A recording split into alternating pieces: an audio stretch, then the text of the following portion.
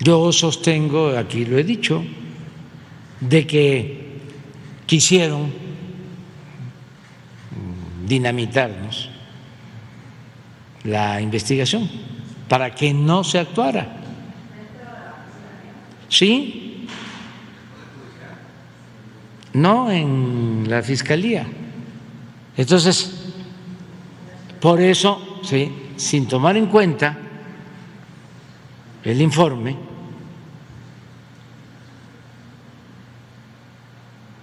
le agregaron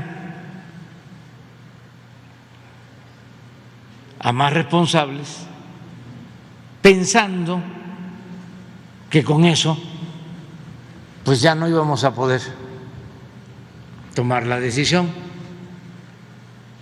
porque si en vez de 6 militares eran 20, pues ya no íbamos a poder actuar.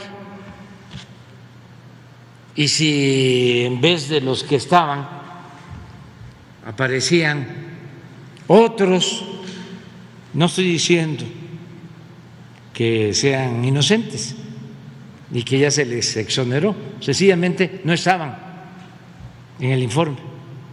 Y la instrucción fue: vamos a que si existen pruebas sobre estas personas que aparecen en el informe, se actúe. Ese fue el acuerdo, porque es un asunto que estábamos manejando de manera coordinada el Poder Judicial, la Fiscalía y el Ejecutivo, porque nos importa mucho. Fue un acuerdo que hicimos con el presidente de la Corte, con el fiscal general y con quien les está informando, de actuar de manera conjunta, porque si no, no íbamos a... Pues ahí tienen estas declaraciones del presidente esta mañana. Evidentemente, a todos nos consta realmente la serie de tropiezos.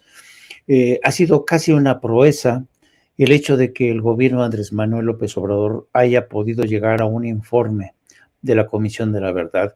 Pero el presidente volvió a denunciar hoy que se ha enfrentado a no pocos obstáculos y a intereses creados que lo han hecho hasta lo imposible por dinamitar esta investigación para que tarde lo más posible la verdad y para sobre todo encontrar los restos de los muchachos.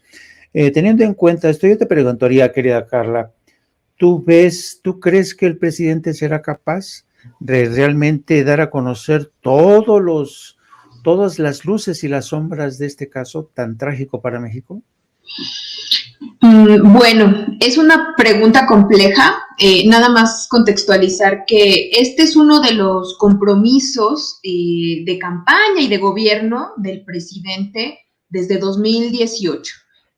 Ahora he visto varias notas en donde se habla de cómo se ha tenido que apresurar porque el presidente no veía resultados y que dentro de esta rapidez con la que se tuvo que hacer los últimos resultados presentados por la comisión y por Alejandro Encinas, pues se nota la premura y se nota que no hubo un proceso aseado.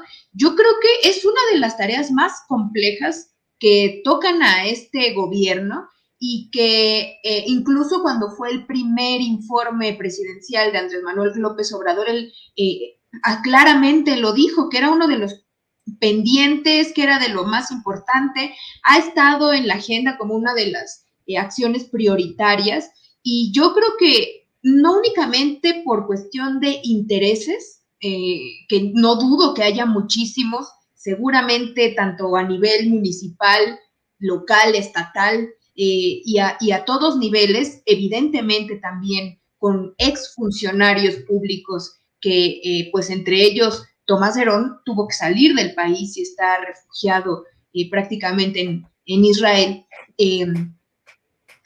Todo esto tiene una gran complicación, pero yo quisiera sumar además otra, que lo voy a decir desde mi perspectiva de historiadora. Tener el acercamiento a la verdad de cosas del pasado es algo muy complicado. Metodológicamente, por eso hay colegas, historiadores, historiadoras, colaborando con este proceso.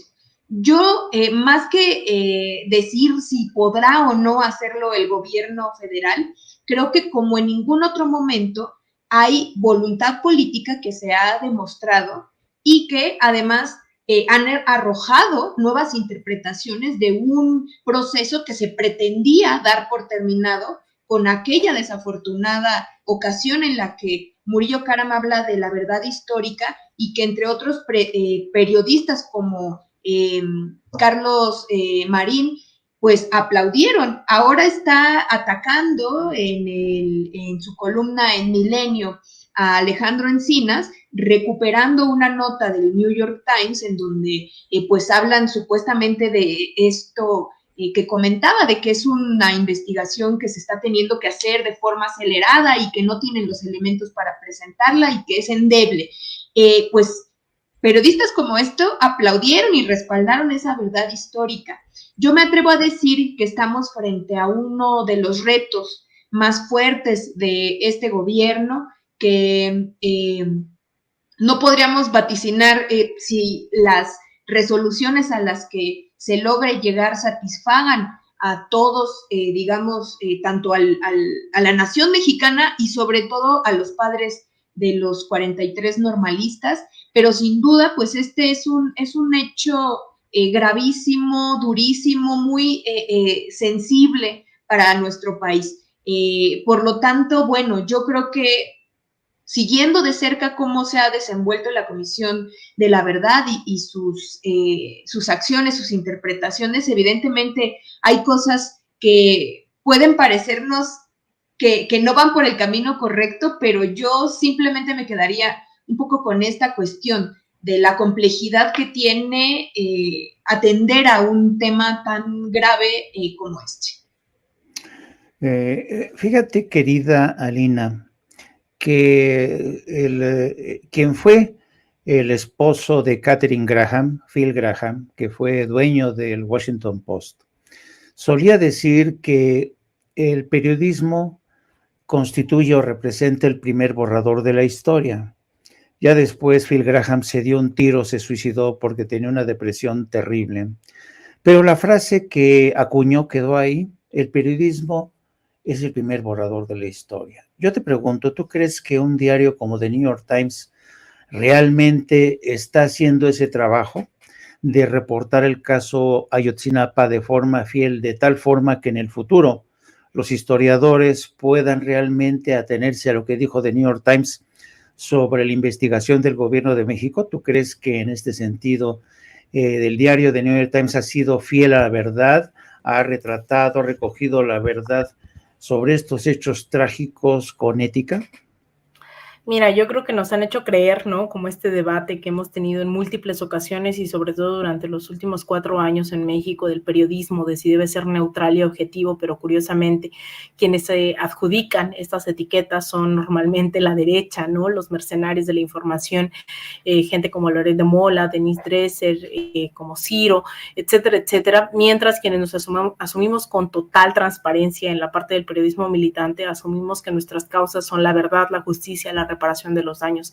Entonces, las ciencias no son neutrales, ¿no? Muchas veces dicen es que tiene que haber una asepsia científica en donde la historia es contada de una sola forma, ¿no? Y lo sabrá bastante bien Carla como historiadora, en el hecho de la sociología, las ciencias políticas, donde nos dicen que tenemos que ser imparciales, cuando en realidad eso se nos dice a quienes estamos militando dentro de la justicia, de la paz, etcétera, etcétera, ¿no? Sin embargo, a los que son voceros de las oligarquías dentro del periodismo, a quienes utilizan la economía, hace unos días que iba Rafael Correa a México, daba una ponencia sobre la ideologización dentro de la economía y narraba cómo es que la economía ha perdido durante el paso de los años el apellido, ¿no? De la economía política.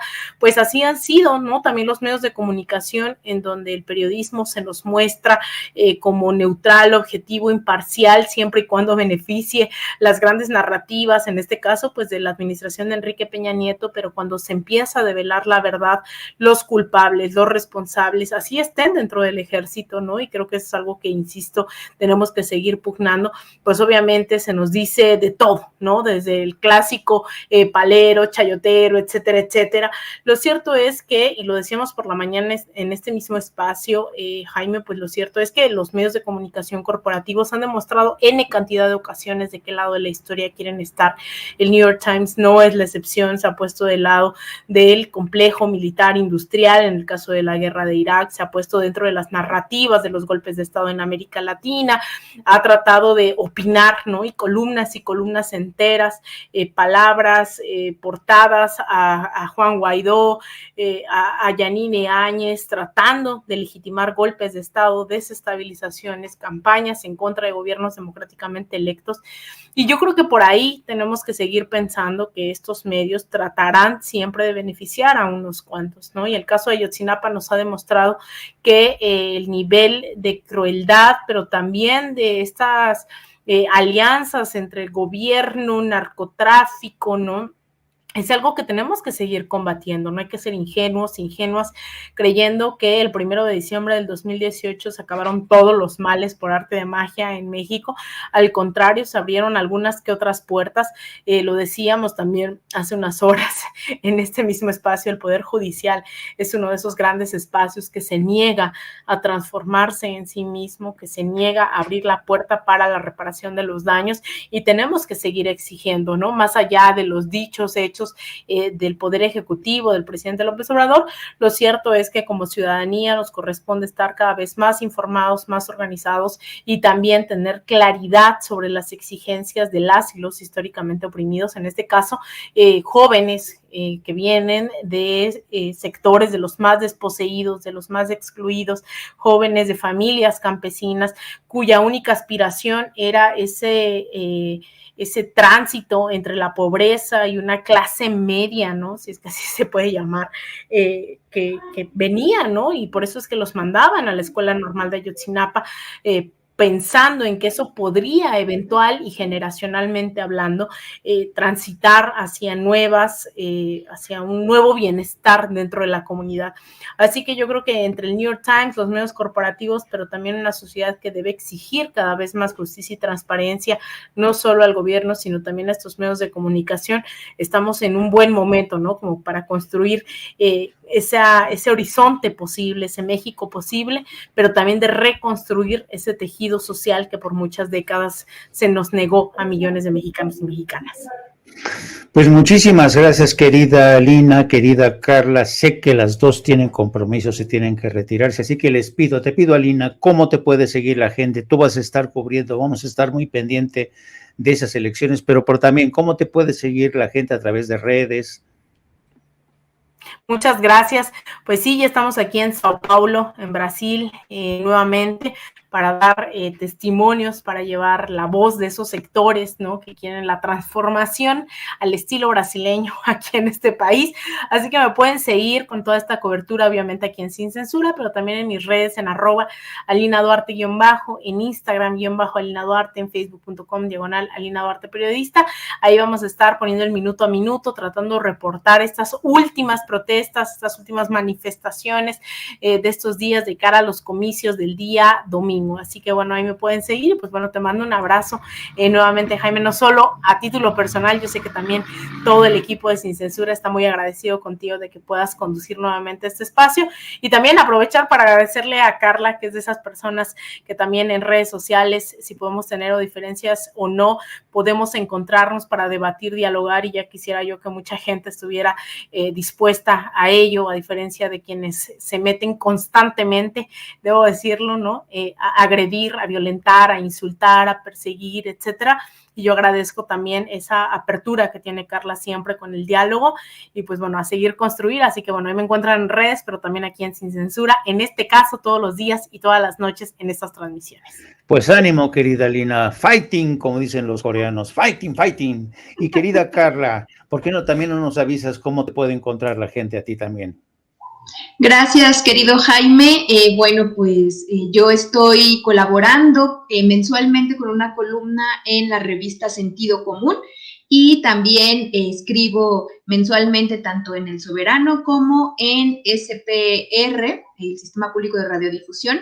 Y bueno, agradezco muchísimo las palabras de Alina también. Yo siempre la sigo cuando he tenido el gusto de compartir espacios con ella. Aprendo muchísimo, su perspectiva siempre es muy enriquecedora y por supuesto no me voy a perder sus coberturas, porque pues ahorita ella está en esta elección que es definitoria para el futuro latinoamericano. Entonces, pues qué privilegio, Alina, que andes por allá. Y pues yo siempre coincido en muchas cosas contigo, en las que no, pues se puede platicar. Y pues justamente eso, privilegiar el diálogo es muy importante, sobre todo en estos tiempos en los que parece que todo mundo cree tener la verdad absoluta y pues uno llega a las conclusiones también a través del diálogo, de las discusiones, entonces nos enriquecemos mutuamente. Nuevamente, muchas gracias por la oportunidad. Venga, hasta luego, queridas amigas. Pues ahí